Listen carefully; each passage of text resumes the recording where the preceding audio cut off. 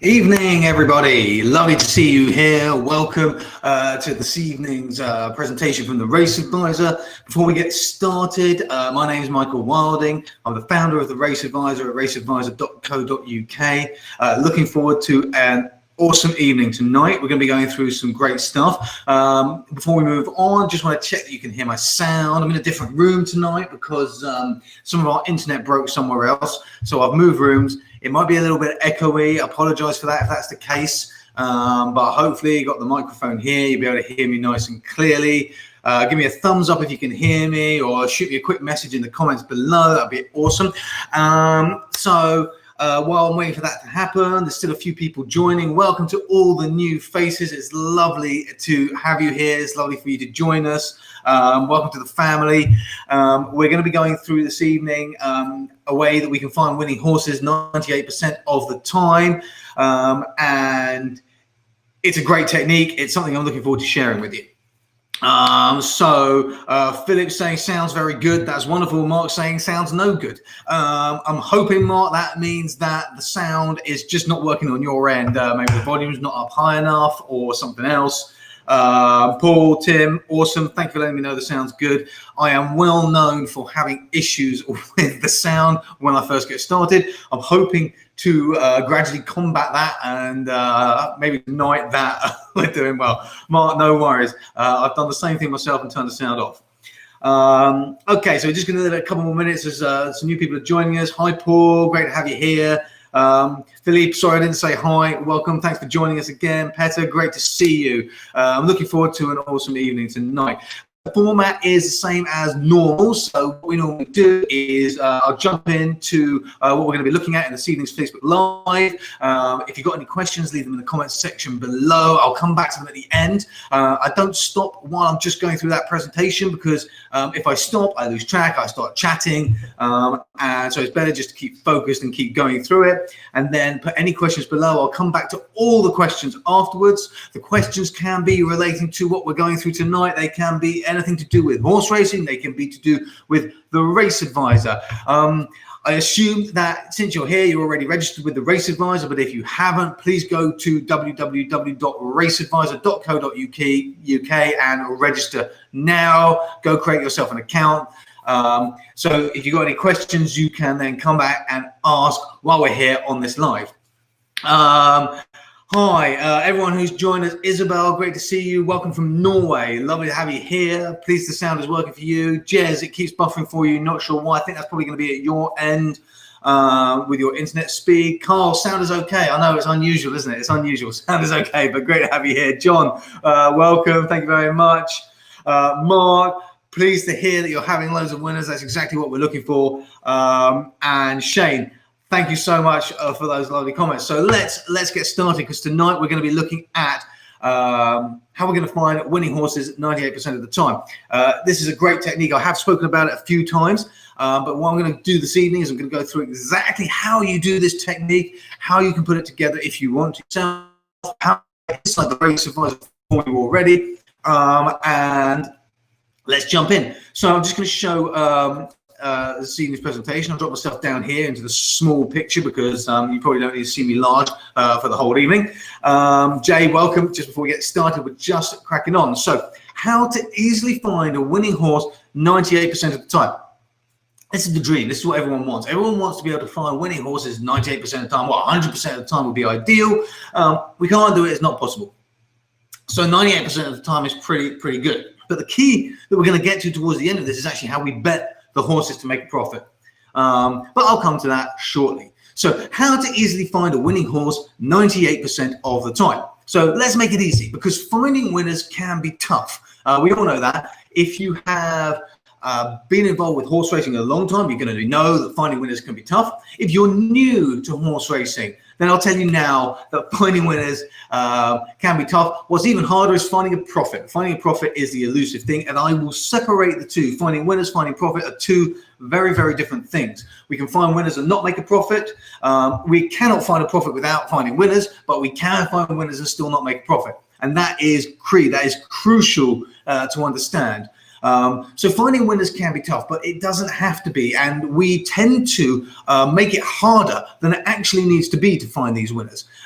So actually, we want to simplify, we want to reduce, we want to make this process easier. The more complex we make a process, normally the harder it is to find a profit.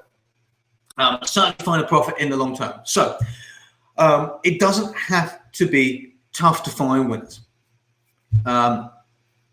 So the basis for this method is VDW, or Van der Wheil. Now, if you've never heard of Van der Wheil, then this is somebody, a mythical person who created a technique for rating horses. And the technique that he used to rate horses was based on prize money and finish positions. And this was done a long time ago now. And he built a kind of cult following because of his success at the time. And now I can't remember off the top of my head where he was posting these selections, where he was sharing them. But he built this cult following using his methods. And he shared some of the basics of his method, but it was never fully outlined. And there's sort of a lot of myth around it, a lot of kind of unknowns, which is why he developed this cult status. And that cult status still stands today. And there are people who are huge fans of Van der Wheil, VDW methods. Other people who don't think they're quite right, they're not quite the right thing for them. But the actual method of rating horses is good. Now, the original method of calculating these scores through prize money and through finish positions isn't bad. Inside the Race Advisor, we have VDW ratings, and we have actually updated them, we've upgraded them, we've put our own twist on them, and we have improved their hit rate, profitability, their success, their impact, I should say, in a race. So that's what we're going to be talking about, and this is the basis of this method. So you can use this method, this technique, is probably a better way of describing it. It's just seven tips. So the whole technique is based around just 7 tips. Now, tip 1 is that not all races are made equal. Okay, so every race that takes place has a different set of race conditions and different horses in it. And it's very easy for us as bettors to just think that every race is the same. And I'm not talking about here, it's a slightly different race type, or the ground is soft, or the distance. So those are the big factors. Those are the big things. Those are kind of the overarching things. But there's a whole lot of other things that make races different, such as the number of horses, the weight horses are carrying, the actual horses in the race, the jockeys in the race, and a whole myriad of these conditions that makes every single race totally different. Yet the majority of us, the majority of bettors, the majority of people who follow horse racing, who love horse racing, analyze races in the same way. So they use the same method, the same technique, the same strategy for all of the races, even though every race is completely different. And so obviously something that's going to work on a particular set of conditions and criteria and runners isn't necessarily going to work on all of them. So every race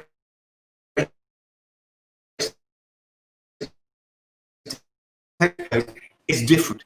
And most bettors are going to treat the races the same. So we don't want to be like the race differently. And we want to do that by considering the very minimum. We want to consider the race type, the distance, the ground conditions, the prize money that's available, and the other runners in the race.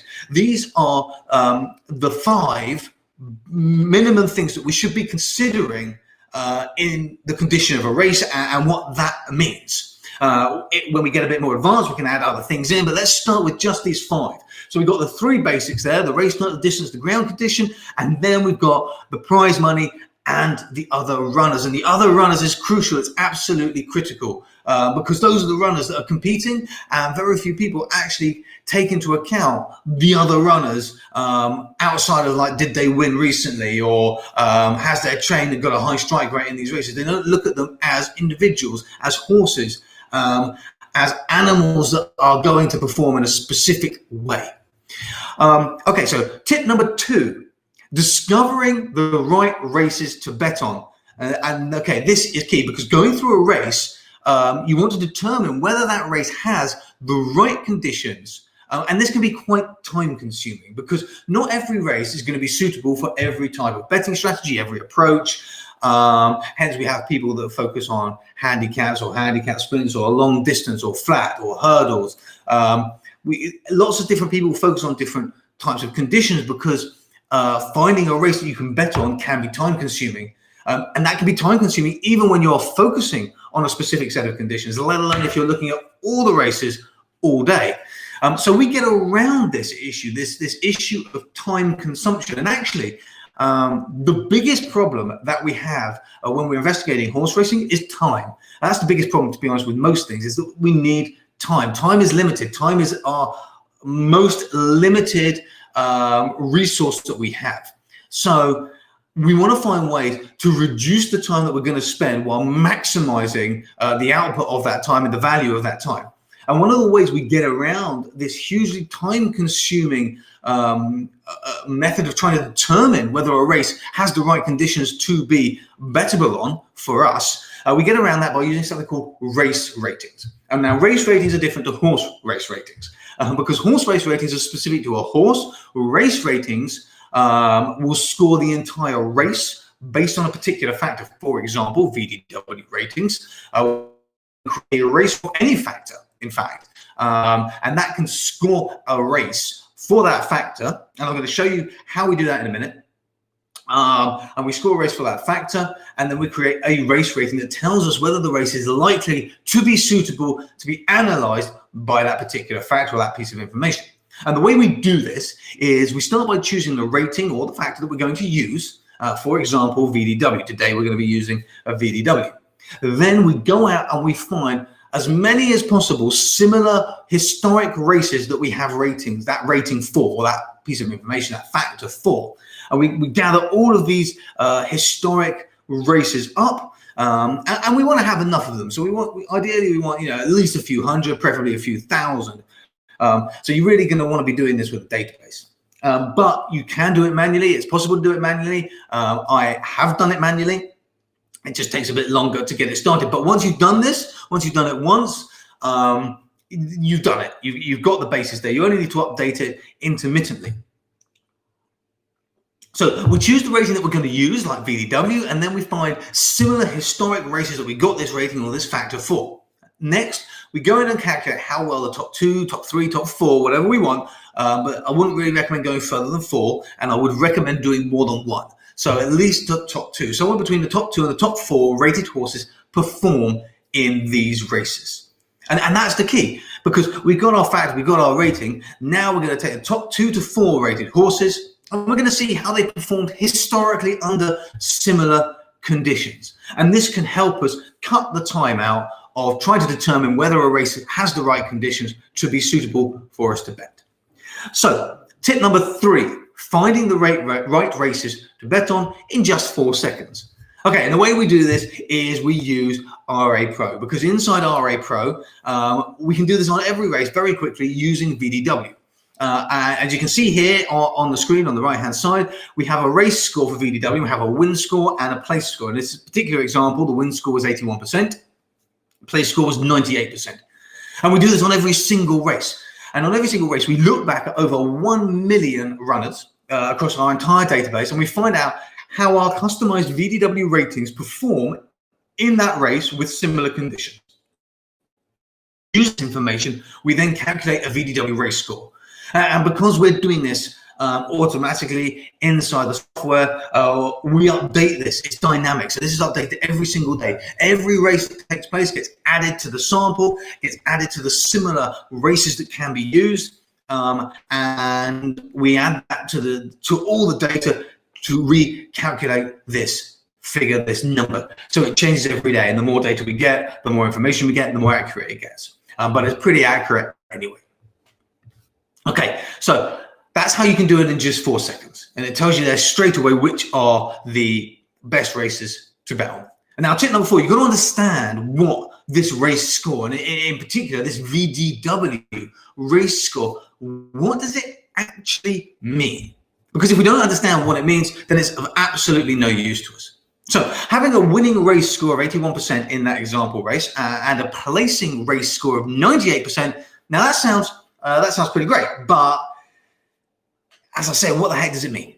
So what it means is It means that in similar races to the one that we're looking at, in similar races, one of the top 4 VDW RA Pro rated horses have won the race 81% of the time.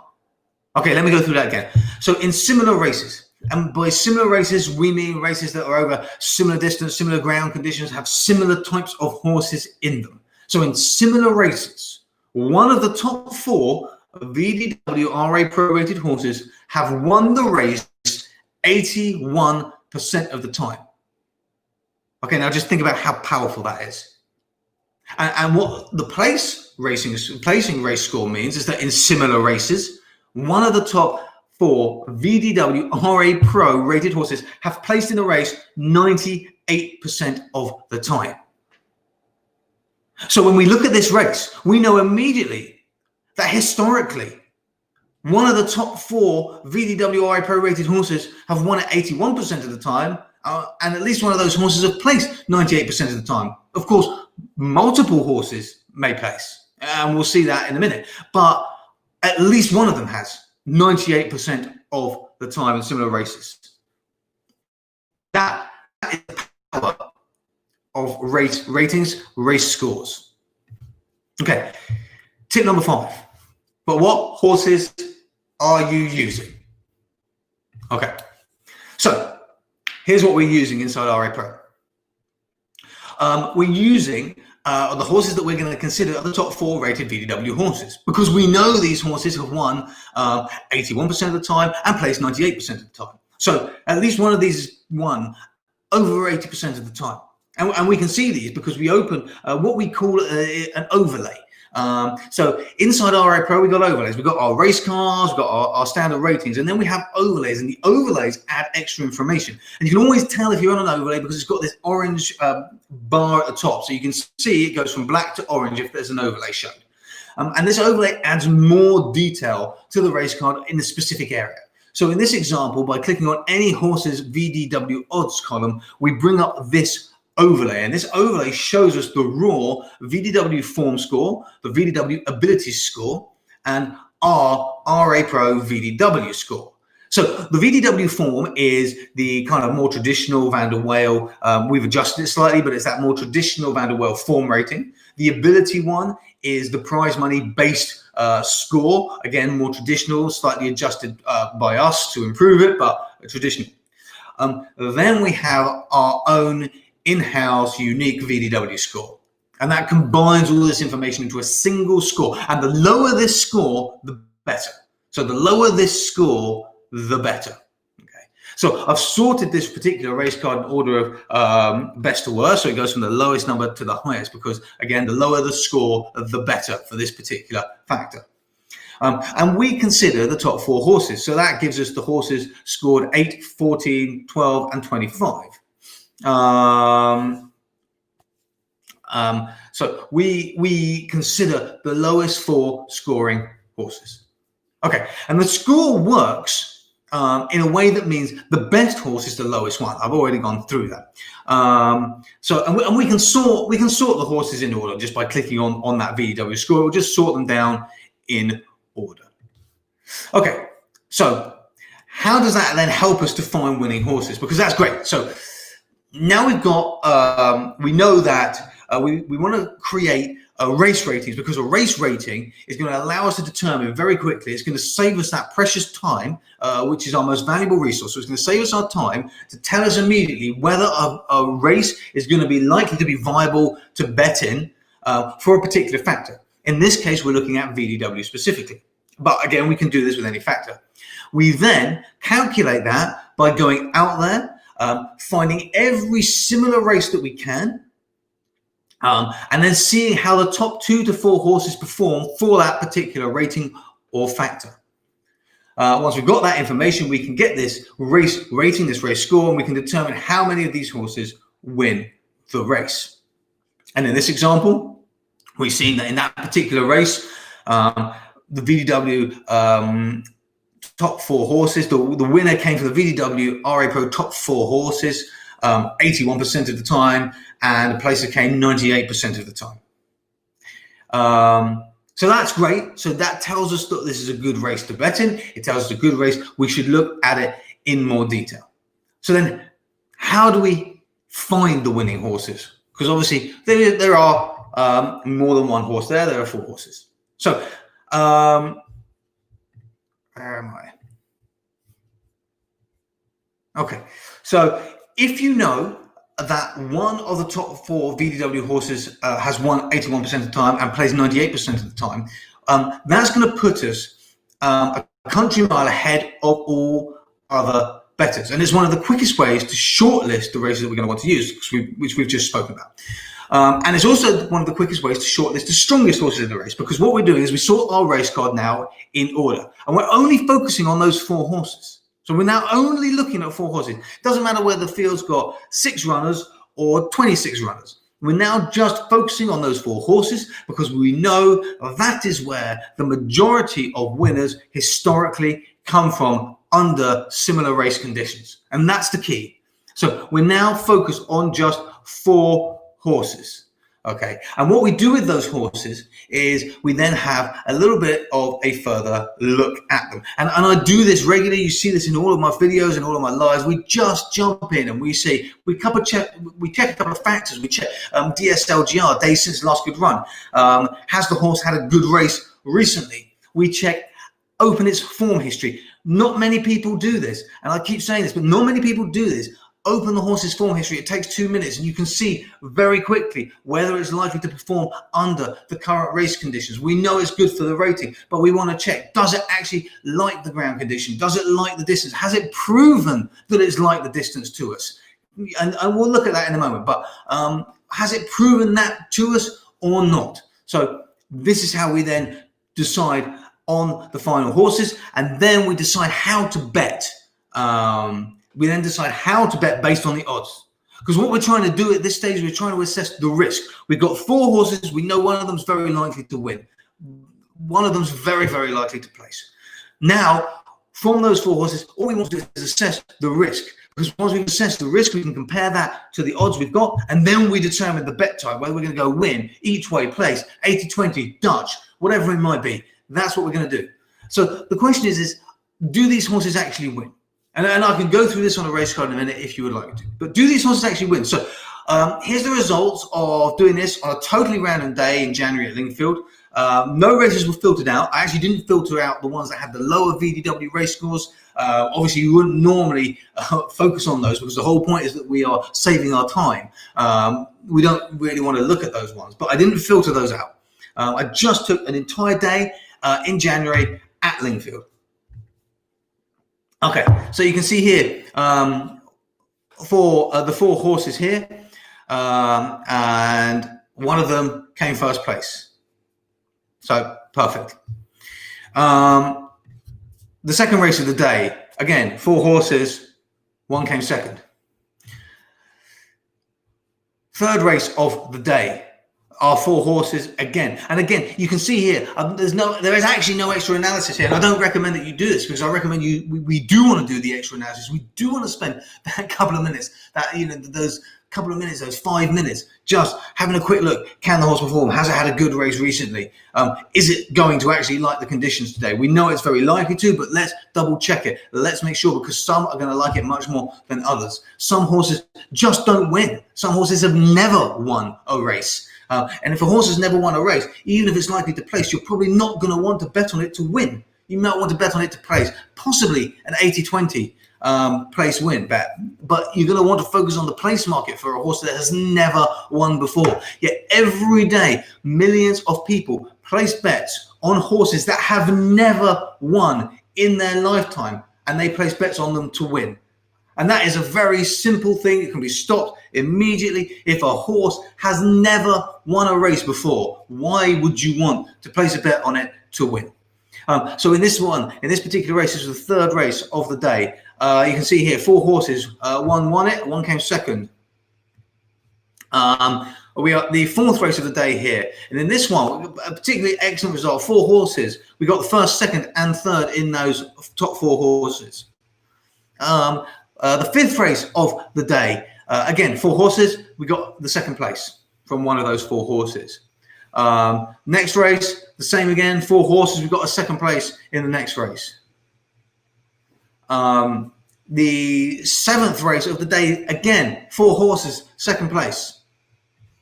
And the 5th race of the day, 4 horses, we got the first place in there.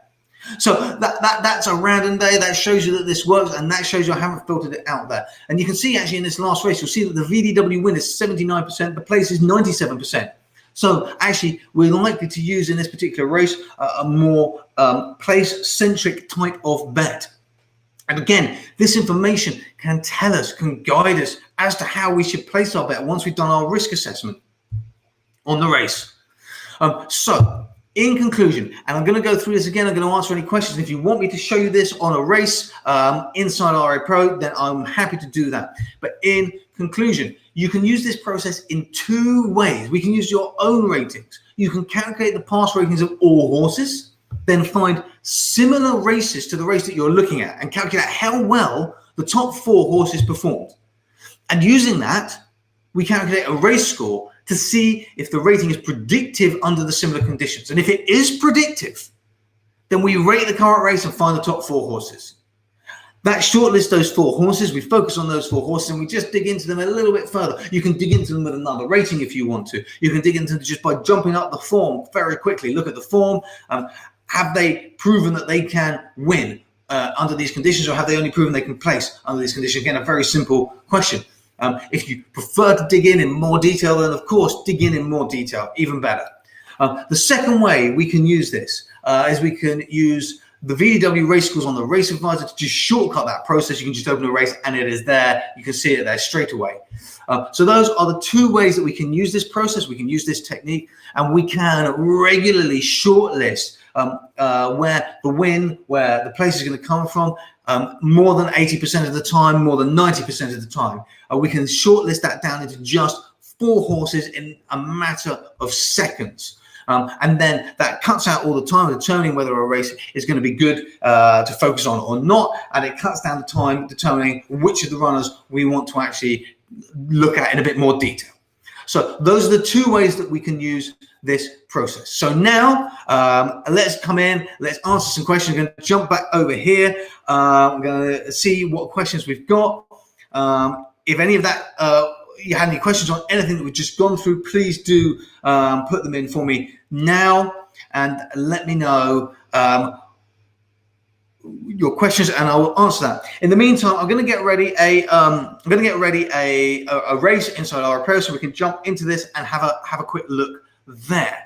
Now, please excuse my lockdown hair as well.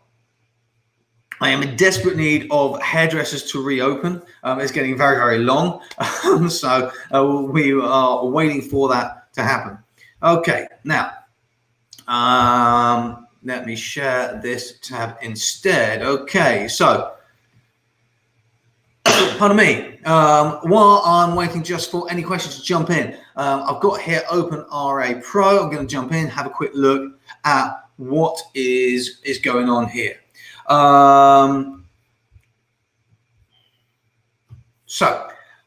Steve, what do you do if you can't Dutch all 4 horses in a race? So what do you do if you can't Dutch all 4 horses in a race?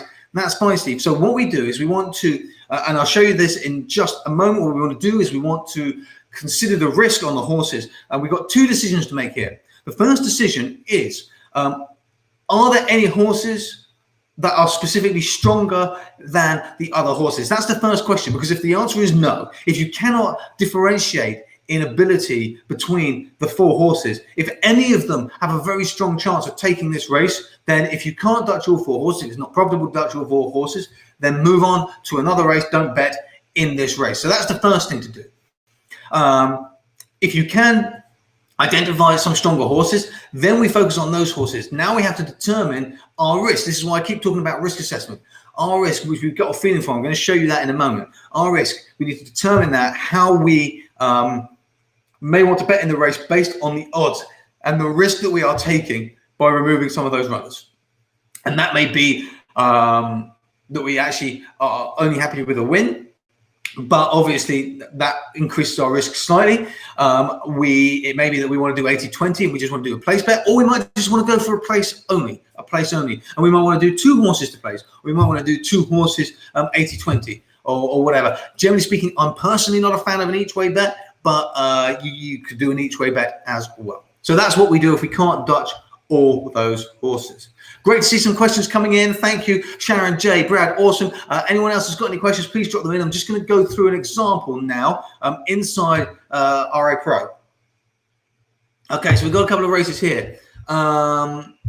Let's open at 9 o'clock. Since that's the only race that hasn't yet run for today, let's open at 9 o'clock and see what we've got. Okay, so this is looking good. And first of all, we can see straight here. Come up here. We can see VDW win 60%, VDW placed 100%.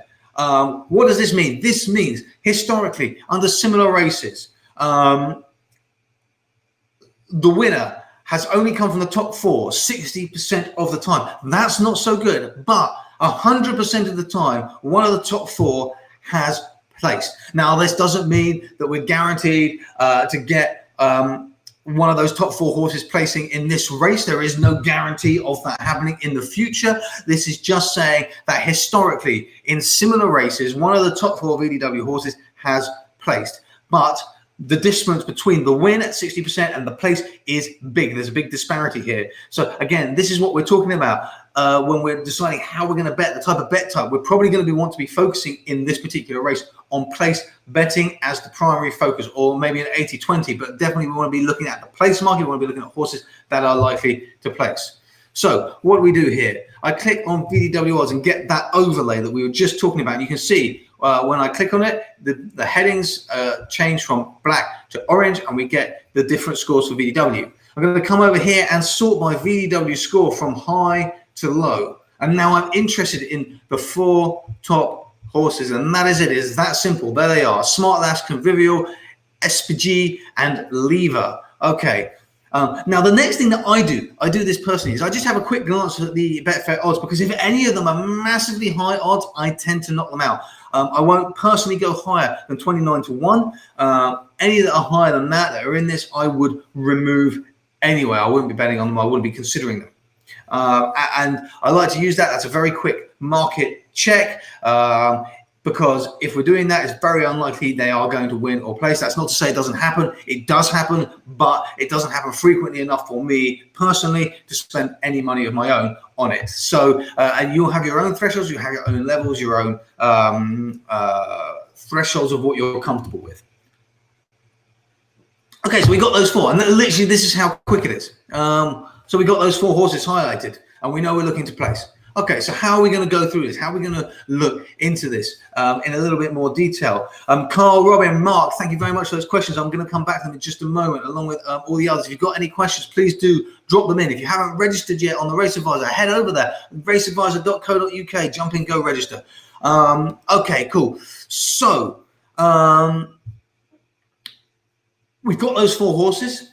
And now I like to look at days since last round. First thing I see is SPG down here. 314 days since the last good race. That's quite a while. 164 days for Smart Lass. Not so bad. 314 is more of a concern. I'm going to have a little look into that in a minute and see why.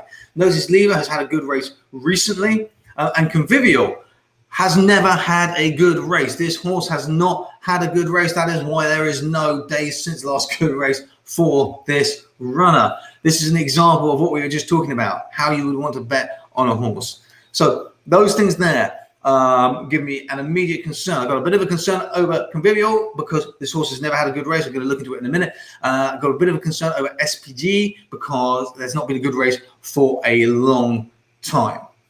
Okay. Now, next thing I'm going to have a quick look at is how long is this race? 1 mile 4 photo. Okay. So the next thing I'm going to have a quick look at here is PR odds. And this is just my own personal preference. It's a tool I love. It's a tool I use, and it gives me a very quick overview.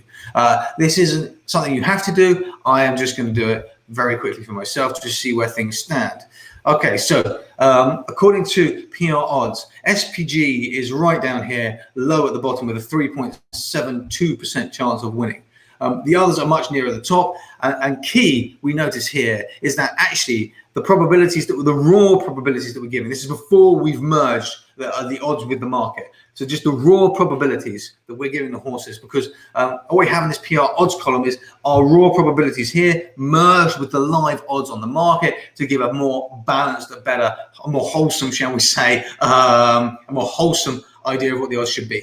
But what I'm looking for here is I'm just looking for this probability, this raw score, and we'll see there isn't much difference between. There's no one group that are significantly better than the rest. It's a gradual merge. And these three horses here, they're sitting nicely in the middle, except for SPG. Okay, so that gives me a little bit extra concern over SPG. And not to say that horse isn't going to win, just personally gives me a little bit more concern. So I'm going to take that out. I'm going to come back to, let me sort back here by our score so we can see those four horses again at the top. Okay, so where are we at? We very quickly determined that this race is likely to be better using VDW to place rather than win, because it's a 60% only from the top four and win, but 100% for the place. We can confirmed our own minds that just because there's been 100% doesn't guarantee us that there will be a place from those top four in the future, but just makes it very likely. I've then had a quick look at the Betfair odds to compare it, and then we've had the day since last good race, and we've got a concern over SPG, who hasn't had a good race for a long time, and Convivial, who's never had a good race. And there we are. Lever's had a good race recently. Smart, that's not so bad. And I confirmed that opinion with PR odds, who also had concerns over SPG. So I'm building up this quick picture in my mind. Next, I'm going to look at the form. I'm going to start with SPG. Okay, so let me just hang on, let me open this here in another tab. Okay, so I've just opened the horse history, and you can see that horse history there now. Okay, so you can see that horse history sitting there, and this one we're going all the way down. The first thing I'm going to look at is the beaten, and we see that in this middle column here: position, finish distance, winner or runner-up, weight. All this information here, and actually if you hover over this information you get in running comments as well, but that's just something that doesn't show up on these live events, but if you hover over them you do get in running comments showing as well. Okay, so but scrolling down here we can see last few races for SPG: 23 lengths behind the winner, 10 lengths, didn't finish that race. 12 lengths, 6 lengths, 3 lengths, 6 lengths, 3 lengths, 2 lengths. So we're coming back here, 2019, to get over 2 lengths in there. 27 lengths, 15 lengths, 14 lengths, 14 lengths, 27 lengths, 37 lengths, 18 lengths. I mean, you're not going to want to be looking at that. Sorry, I did miss a win here. 3.75 lengths, won by 3.75 lengths up here. Okay. So now, looking at similar race conditions. So that's actually what we really want to focus on. Good to soft, flat, 1 mile 4 furlong. So let's scroll down. Good to soft. Let's find some good to soft ground. So here's one. Beaten 2.35 lengths, 1 mile 3 furlongs. Shows the horse can perform, can place. Didn't place in that race, but can place. Let's keep going. Soft. Haydog, 1 mile 3 furlongs. Beaten a huge distance. Keep going down here. Keep going down. Soft, 1 mile 6 furlongs, a bit long, beaten 6 lengths, but did place. So hasn't actually raced on that many good to soft. Let's check out the good conditions. This race was clearly too long at 1 mile 7 furlongs. We're looking for 1 mile furlongs. No good at looking good to firm when the ground's good to soft. Good race. Beaten 3 lengths here. So again, has performed. Can perform over the distance. Can perform, pardon me, over the ground conditions. And can perform with similar prize money, so 3,000. So this horse can perform, has potential, but possibly not as good as the others. So let's move on to Convivial. Right, Convivial, quick look down here, and you can see beaten 12 lengths, beaten 30 lengths, beaten 16 lengths, beaten 11 lengths, beaten 58 lengths, beaten 12 lengths, beaten 22 lengths, beaten 5 lengths. No good races for this horse. Do we want to bet on this horse? Probably not. Scrolling down the distance here, 1 mile, 2 furlongs. All of these races are quite a long way, except for this very first one at 1 mile, 5 furlongs. The distance is all significantly further away than today's distance, at least 2 furlongs away, and some significantly more. Does that mean the horse can perform today? Probably not, because it's still beaten by a huge distance. So I'm not keen on that runner at all. Now let's have a look at the Lever, who had a good race recently, 17 days ago. Scoring down here, we can see beaten 2 lengths there, beaten 2.8 lengths there, beaten half a length. There we go, beaten half a length here as well. So that was back in January. So we've had a lot of good races recently. There was a bad one here on the all-weather. Notice all of these races are on the all-weather though. The 4 furlong, 1 mile, 4 furlongs is obviously going to be a good distance. But how does this horse perform not on all-weather? So let's scroll back a bit and have a look further down. We're looking for similar distances. We've got to come back down here. No, that's all-weather again. Flat, 1 mile, 2 furlong. Beaten by 5 lengths. We do not have many races over a similar distance on the flat for this horse. So we know this horse performs on the all-weather. Can it do the same on the flat? Possibly, but there is an extra risk associated with that. Can it perform the same on the flat? You see here, it performed on the flat 1 mile, 5 furlongs, but the ground was soft. It's good to soft. Beaten 83 lengths. Does not like soft ground. However, good to soft here over a longer distance. And this was a hurdles, so again it was a jumps, it won. So that shows that the ground isn't a specific condition. It's done well on the good soft ground. That was over jumps, so it should be okay on flat good to soft ground. And it's about the distance then, and it shows that the distance shouldn't be a problem. Standard to slow distance down here, beaten 5 lengths, so it doesn't perform as well on slightly slower ground over this distance. So that gives us a picture, a little bit more risk with this horse than we possibly thought first time. I think the other one was Smart Lass. So a quick look at Smart Lass here. Again, just scrolling down, beaten by a lot, but down here, here's the one, 1.75 lengths. Let's hurdle jump. Let's come down to flat. Here we go, 1 mile, 5 furlongs, soft, won by 7 lengths. Again, 1 mile, 4 furlongs, good to soft, won by 1.75 lengths. With already some very, very strong things for this horse over almost exactly the same conditions that they're going to get today. So that puts Smart Lass nicely up there.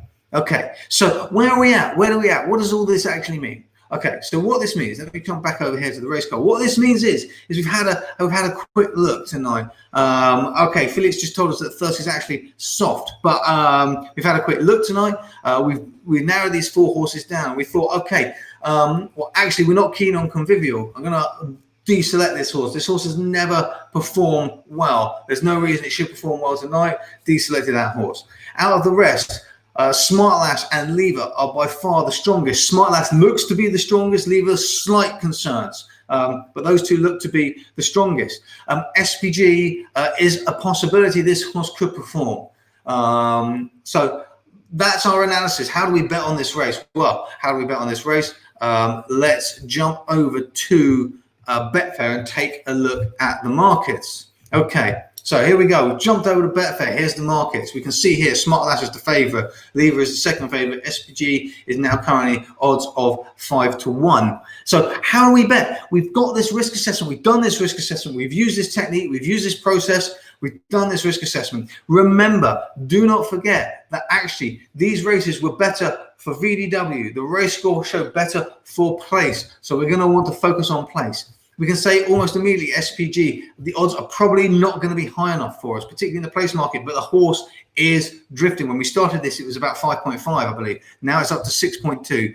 So let's see. Let's jump back to the place market, see what we've got there. Smart Lass is sitting at 1.9. Lever is sitting at 1.99 in the normal place market. In the 2 place markets, it's just 2 horses placing. Smart Lass sitting at 2.56. Lever sitting at 2.8. I probably won't go for the 2 place market because our analysis in the VDW place race score is done assuming normal place conditions. So I probably won't go for the 2 place market. 4 places, odds are obviously going to drop down. We're looking at 1.6, 1.65 there. for Smart Lass and Lever, and SBG is 1.79. So I'm probably not going to be betting on SBG. I don't think that the odds are high enough, considering there is that level of risk on that particular runner. So I'm probably going to move that horse out. I'm going to come back to the normal place market and look here. How does an 80-20 bet work? You can see these odds have just dropped down as well. Coming back to the win market, we can see 4.2, 5.2. So I'm probably going to look at an 80-20 bet. How does an 80-20 bet work? I get asked this all the time. So here is how an 80-20 bet works. An 80-20 bet means you place 80% of your stake on the horse to place, and you place 20% of your stake on the horse to win. So let's say we are placing £20 on this race because it's easier to do the sum than 25 that we normally use. So let's say we're placing £20 on this race. We would put £8 on this horse. And if we were doing both of them, we put £8 on that horse. So there we go. We've got two horses. We split our £20 stake across the two horses there. £8 on each of those horses. The key thing here is if you're betting on more than one horse, you have to make sure that you are going to make a profit. Now, if we bet on both of these horses, you see, let me take one out. Let's just bet on one for the moment. We put our £8 on one horse. We would make £7.68 profit if this horse was to place. We're only going to be placing a £2 bet, 20% of our £10 stake, £2 on the horse to win. So if the horse doesn't win, we would walk away with £7.68 profit on Lever to place, and we would lose £2 on the win, giving us a total profit of £5.68. We would walk away with a profit. And this is how it changes when you add a second horse in. If we add a second horse in here, you see, and only one of these horses places and neither of them win, we will make a loss. Because if only one horse is placed, at the most, we're going to get back £7.68 if just one horse places and neither of them win. We're only going to get back £7.68 and we have plus our £8 stake money. So the return will be around £15.68. And we would have spent £20 on the stake. So we will lose about £5 of our stake money. We will lose about 25% of our stake money if only one places. So that's how it changes. That's how it changes the dynamic when you place the bet. So then the decision is do we want to do both like this or neither? Now, how am I going to make that decision? Well, for me, it's very hard to tell between the two in this particular race. I think either of these two horses could take it, and I wouldn't be surprised if both placed. So I'm actually going to take the risk. There are two options here. Either we go for both or we go for one. If we're going to go for one, because there's not much to talk between the two, I would go for the higher odds one. I'd go for the Lever at 5.2 for the place each way. However, I am going to go for two of them because I think it's likely to be between these two horses. So here's what I'm going to do. I am going to do just the £2. £2 on each of those. That'll take the best odds available at the moment, so that's fine. I'm going to go for that bet. Okay, so we've got them in there, and I got them actually at 4.4 and 5. And then I'm going to do the place on them, like we were just talking about, the 80% on the place market on each. Now, if only one of these horses places, I know that I am going to make a loss in this race. If only one horse plays and neither of them win, I know I'm going to make a small loss in this race. However, I have taken that risk. I've decided the risk is worthwhile because I think there's a very good chance one of these horses is going to win. And if one of them wins, we will walk out with a profit anyway. If one of them wins and one of them places, then we are doing excellently. So that's the way I've personally decided to go in that race. Okay, so I'm going to jump back over now. If you've had any questions, please do put them in the comments. If you haven't put it there already, I'm going to jump back into the comments now and let's take a look at what the questions are.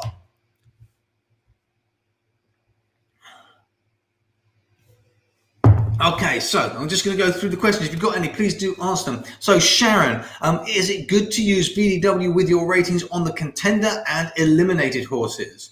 I'm not sure I'm fully understanding what you mean by using it on the contender. Do you mean the contender score, the rating, the contender rating? Could you, Sharon, could you just come back to me, please, with a little bit of clarification on that question because I don't want to get the answer wrong. Jay, can you customize race cards on RA? Absolutely, Jay. Let me just show you quickly. You can customize race cards in RA. On RA Pro, it's absolutely no problem. If we come back to the dashboard here, what we do is we go to settings page. It's just on this left-hand column. From the settings page, you can see here, you've got your race card. So you are started with a standard race card. It's just got a few ratings on it. Not too many, not to overwhelm. Start with that race card. When you're ready to dig into the ratings, I believe we have more ratings than any other provider in the country. So we add a new race card. Up here, we put in our race card name. You can put a description in, flat, turf, sprints, for example, if you want to. You don't have to. Then we have lots and lots and lots of ratings here. Now, in order to make it easier to find those ratings, to go through those ratings, if you hover over any of these ratings, it may not show up on this stream because it doesn't show hovers, but a little box will pop up and tell you exactly what the ratings mean. However, there's a quicker way to do this. First of all, we can filter by rating type. We have raw ratings, rank ratings, and difference from top, diff TP ratings. Now, the ratings are all the same. We have a raw rating, but we may not want that raw number. We may just want to know the ranking. Is the top rated horse, second top rated horse, third top rated horse? So we can just look at the rank versions of the ratings. Alternatively, we may want to actually know how far from the top rated horse one of the horses are. We don't want to know the raw rating. We just want to know this horse is 5 points behind the top rated horse, 20 points behind the top rated horse. That's what we use difference from top for, or shortened to diff TP. That's the difference from top version of the rating, and that will show you how many points behind the top rated horse it is. So we have the raw rating, that's the raw number. We have the rank version of the rating, the top rated, second top rated, third top rated, fourth top rated. And we also have the difference from top version, which is how many points from the top rated horse is each runner in the race. So we can filter by the particular version of the rating we're looking at. There are a handful of ratings that only have the raw. There are a handful of ratings that only have the raw, but the majority will have ranking and difference from top. Then we can filter by group. Do we want class rating, a connections rating, a form rating, or a speed rating? So we can then filter by group. So if we're looking for class ratings, we can then filter by that group. And then we can simply add. So I'm going to go for raw ratings because I tend to like them, and so I'm just going to add them. We just hit the plus symbol next to them. Here's the plus symbol. We put the ones that we want on. And then maybe we want a couple of speed ratings as well. Best over distance, best over track. Here we go, average speed over the last year. We've got those ratings there. If we decide we don't want one of them, that's fine. Let's just get rid of it by pressing the minus button. If we want to show them on the race card in a particular order, we just click and drag it into the order that we want it to be on the race card, and the races will show up in that order. And when we finish, we add that race card in here, like that. And that adds it in there. Now, we've also got the ratings list just up here. If we click on the ratings list, that opens a list of ratings. And you can see that here. We get the whole ratings list here in a nice table format with their description, their explanation, so you can find them in here. Again, underneath each of these is a search box. So if we want competitive type ratings, I can just type competitive into the description. And any rating that has competitive in the description is going to show up. If I only want raw ratings, I just type raw up here, and now I'm only showing ratings that have competitive in the description and are raw ratings, and we can see they're all class ratings. If I want a distance, specifically raw ratings, again, we filter it like that. So you can filter it here, and once you know, you can either keep a track of the IDs or the names. And again, you can use the IDs and the names when you're creating your new race cards. So if I come back over to my race card page, there's no limit to the amount of race cards that we can create. You can create as many of these as you want. And I can come in here, I can edit the race card, I can delete the race card by pressing on the cross, or by pressing on the plus sign, I can set that race card as the default. If I don't want the standard race card, I can set the race card that I've just made as the default race card, and that will be the one that shows up. As you can see here, we can filter by ID. There we go. And we can also filter by name too, using this box here. So if you know the ID or the name, you can do it that way. Very quickly, the filters box down here, you can see the filters box, there is nothing in it. But the filters box works if you have a lot of race cards. You can create a filter just down here, add filter. What this filter does is you can add specific race conditions. So flat turf, good soft, say good races, handicaps maybe. Doesn't matter. And then we can come over here if we want to and put in classes, distance, age, whatever it might be. And then let's just say flat handicaps. Good. We name it, we add the filter. Then you'll see this filter will appear on our race cards. If we come back in here and we edit a race card, you'll see that we, I need to refresh the page, apologies. Hang on, let me just refresh the page. That filter will appear in here. As you can see, apply a filter. If we apply this filter, what this means is when we open a race, any race that matches the settings in the filter, so when we open a flat handicap race on good ground, it will automatically open this specific race card, even if it is not the default race card. And that's how, if you want to create a lot of race cards with custom ratings on, you don't need to select the race card for every race. You create a filter that the race card is for, the race conditions are specifically for, create that filter, and then apply the filter here and update the race card. When you then open a race that matches that filter, it will automatically open it with that race card as opposed to the standard, your standard or your default race card. So that's how you can create custom race cards. Okay, cool. Thank you very much for that question, Jay. Where am I on our list of questions? I've lost it. Hold on, bear with me 1 second while I find it. Here we go. Right, moving on. Brad. What are the minimum percentages you would qualify as a good race to analyze? Excellent question. Basically, for the win, I would want really 80%.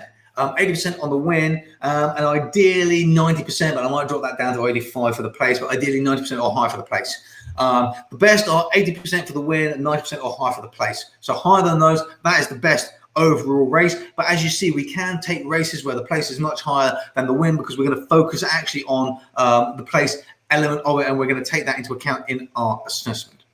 Carl, have you got a mobile friendly version of the Race Advisor Pro website? Great question. So the RA Pro website is mobile friendly, as much as it is possible for it to be, because obviously there's quite a lot of data that we're showing. If you're using it on, I recommend you use it on an iPad size screen or bigger. However, if you are using it on a mobile, make sure you have your mobile turned horizontally, and then you can zoom out in the browser. Do a one zoom out in the browser. You can zoom in using the pinch, but do a one-time zoom out in the browser, and that will fit almost everything on your screen on the mobile-friendly version of the website. We do have a plan to develop an app for the RA Pro software. That is a plan. I don't have a time frame on it yet, but that plan is in place. But if you want to use it on a mobile, make sure you use your mobile horizontally, and inside the browser, go to the zoom settings and zoom out once, just once. It will make everything that little bit smaller. It will then all fit in. You can zoom in to the individual elements then using the pinch. That is how I use it on my mobile. I use a standard iPhone to do it on, and I use it on my mobile all the time using that settings. Cool. Robin, if this technique includes prize money, does it mean the top class races are likely to prove more true in predictability? Great question, Robin. Thank you. So the VDW rating within itself does obviously include prize money.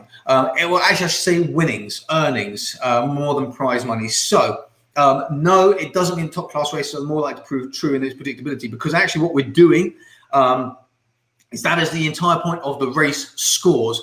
We are creating those race scores exactly for that reason. We are removing the need to worry about whether a particular class is going to be more predictable for it, because the race score is telling us the predictability of our VDW scores in this particular race conditions under similar conditions. So we don't need to worry about that. Okay, I hope that makes sense. Let me know if it doesn't. Mark, is this good for laying, i.e. the bottom rated VW, Dutchman to lose, maybe a Yankee Trixie, or even a 27 lay accumulator sheet that I have? Yes, love this, thinking outside the box. Absolutely awesome. This is exactly the sort of thing you want to do. Think outside the box. Think about how you can use these techniques, these methods to suit yourself. Has to suit your own personal betting style. Yes, you can exactly do this for laying. Almost every strategy you see can be used for backing, place betting, Dutching, exotics, laying. The actual bet type itself is not important. It's the process that is used, and we're finding the strongest, the weakest. So we can flip this on its head, and we can look at the horses that are outside of that, outside of those four, that have reasonable enough odds. Are they actually likely to win in this race? We know that it's very likely that the four are going to come in this race when it's 80% or higher. One of the winners is very likely to come from those top four. It won't always do, but it's very likely to. So we can actually then look outside of those to see the horses that are unlikely to and use that for laying. Absolutely, Mark. Philippe, he's better on turf, that's soft tonight. Philippe, SPG carries lots of weight. He might well do. Okay, Ian is on Calliope for the win. Calliope for the win of the race. Just scrolling through. If you've got any questions, please do drop them in that comment section. I'm scrolling through then. Phillips 80-20 on Lever, Robin.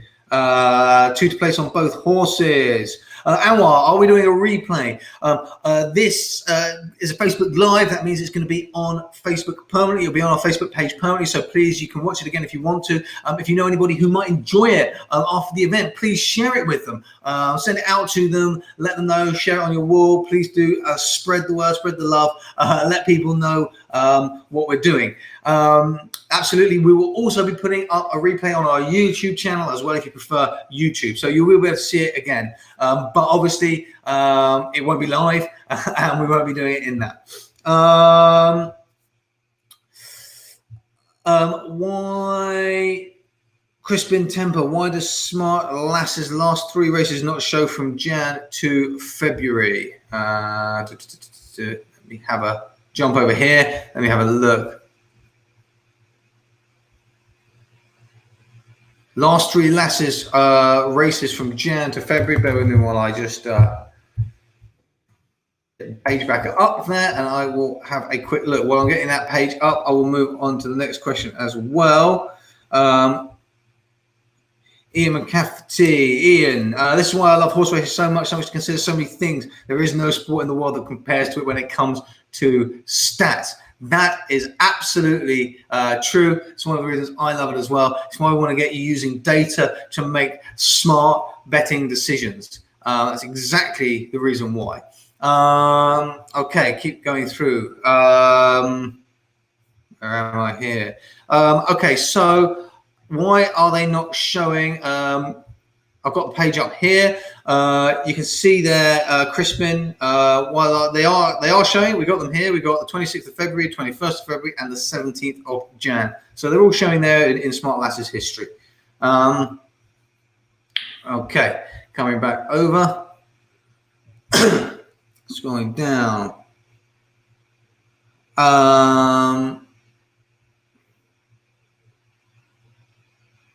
Sharon. Okay, here we go. When you click on PR odds, where am I? When you click on PR odds, you have horses that are contenders and ones that are eliminated. If the VDW raw rating is low and it's a good contender horse, would you back it? I see what you're saying, Sharon. Thank you for the clarification. That's awesome. So yeah, you have contenders that are, yes. So basically, the contenders from the PR odds are definitely very, very strong horses. If you get a matchup with a horse that is in top 4 VDW in a race like this, or a race, I should say, where you've got a much better win chance, and the PR odds are showing that as a contender as well, that is a very strong horse. Well, I wouldn't just back them blindly. I don't recommend ever backing anything blindly. I would still check some of the other things. Can the horse perform? Do we expect it to do well over similar conditions? Has it done that in the past? Has it had a good race recently? All these kind of normal questions that we ask all the time.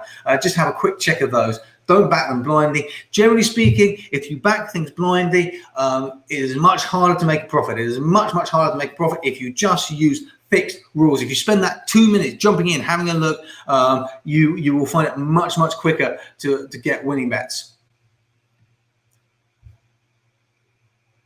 Ian went for a win. Okay. Great question here from, I hope I pronounced this right, Paramaswaran. Soraran. So I hope I pronounced that right. Apologies if I did not pronounce that right. A great question here. How much value to put in public odds to find VDW score 3 hours before the race and 30 minutes before the race? To show you that, I want to show you two things. So the first thing is in your settings here in PR odds, you will see we have manage AI odds lines.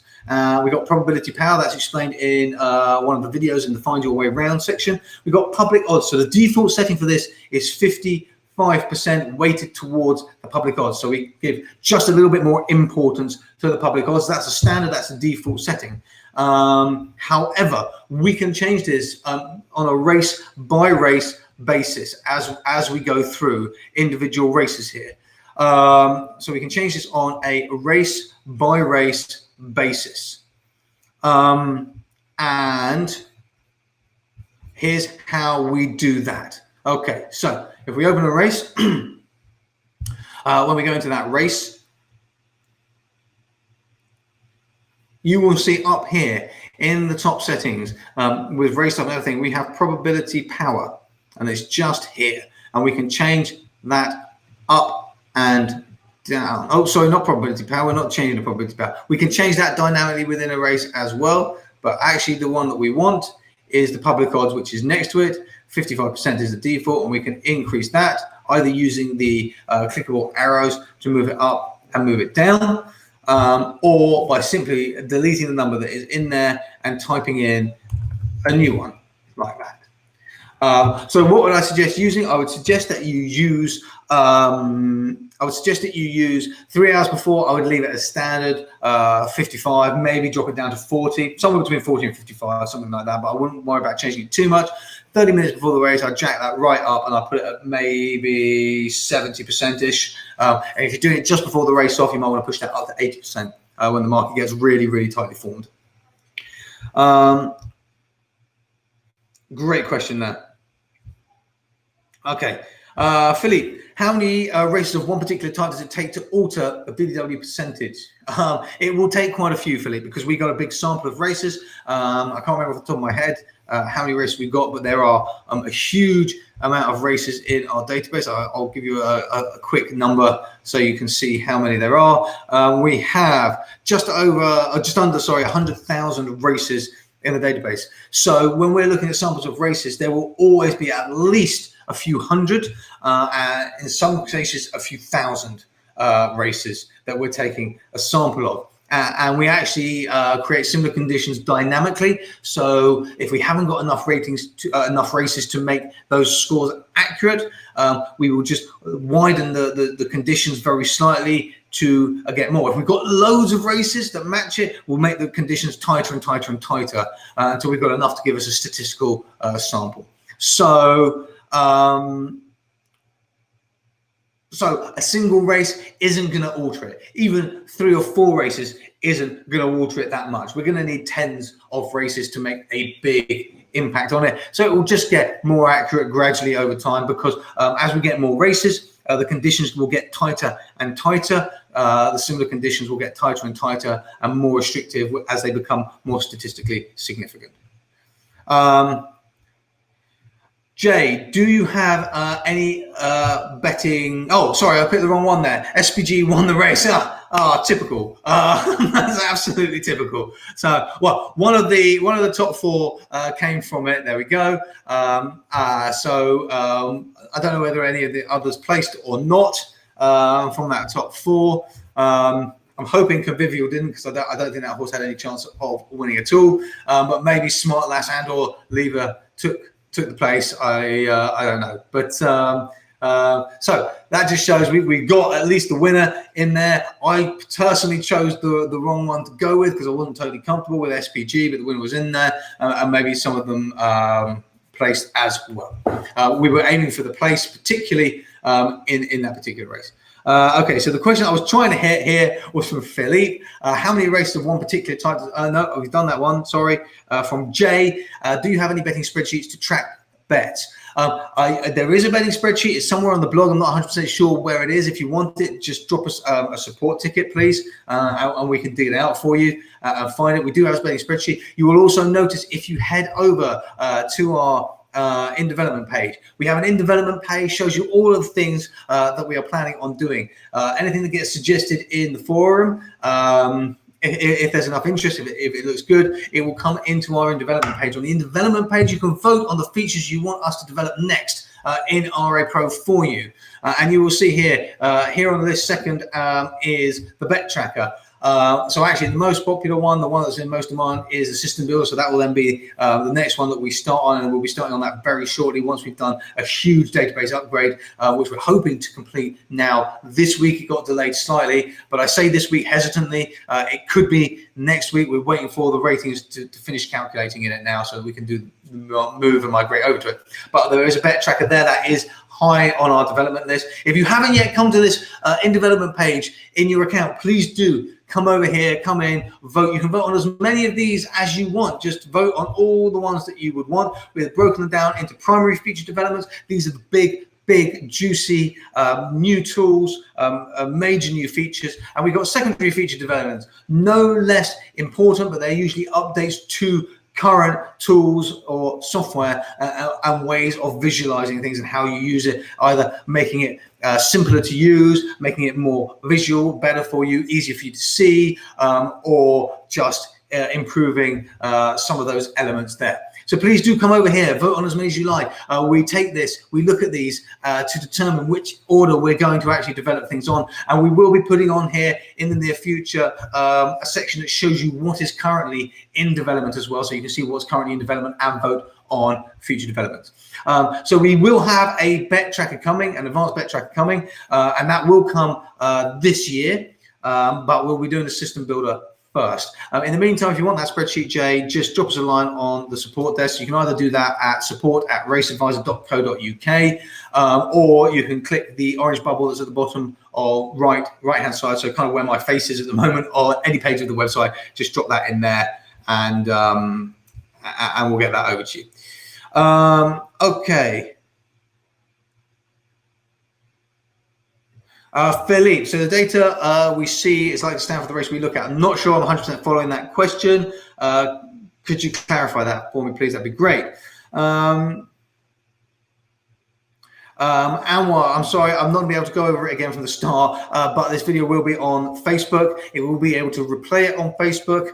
It will also be uploaded to YouTube. I will email out the links. If you're on our newsletter, I'll email out the links tomorrow to the replays, both on Facebook and on YouTube. Remember that if you are watching a replay, that the first 15 minutes is there so people can join us, so you can join us. So there is no talking for the first 15 minutes. If you're watching on Facebook, I will strip that out of the YouTube version, so it will start from the beginning. Smart Lass was third. Okay, so we got a place there with Smart Lass. Okay, excellent. We got a place, we got a win. I would have made a small loss in the way I structured that bet. That's fine, didn't lose the entire stake though. And Paul Mellon got the winner. Great, Paul. Paul took it the right way, and that was great. Okay, so I think that is we come to the end of the questions. So I will say thank you very much for joining me. I hope you've enjoyed it. Please do, if you've not yet done it, hit the thumbs up, hit the heart, hit the smiley face. If you had a good time. If you know anybody who would like to watch it, please do share it. Hit the share button and let everybody know.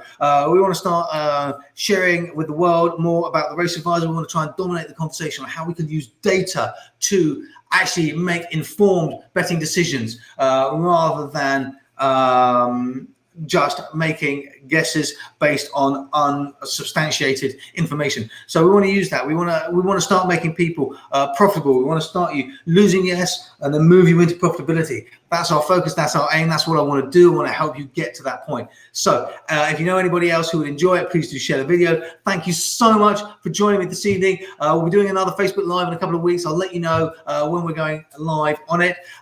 You can also follow me on my personal page now as well. We've set that up. So you can follow me on my personal page, Michael Wilding, and you can also follow me on my personal profile too, if you want to. Thank you for joining me. Have a wonderful evening. Have a great week. We'll see you very soon. I hope to catch some of you in the forum. If you haven't yet registered the Race Advisor, jump over there now, www.raceadvisor.co.uk. Create yourself an account, and I will see you inside. Thank you very much indeed. Have a great evening and take care.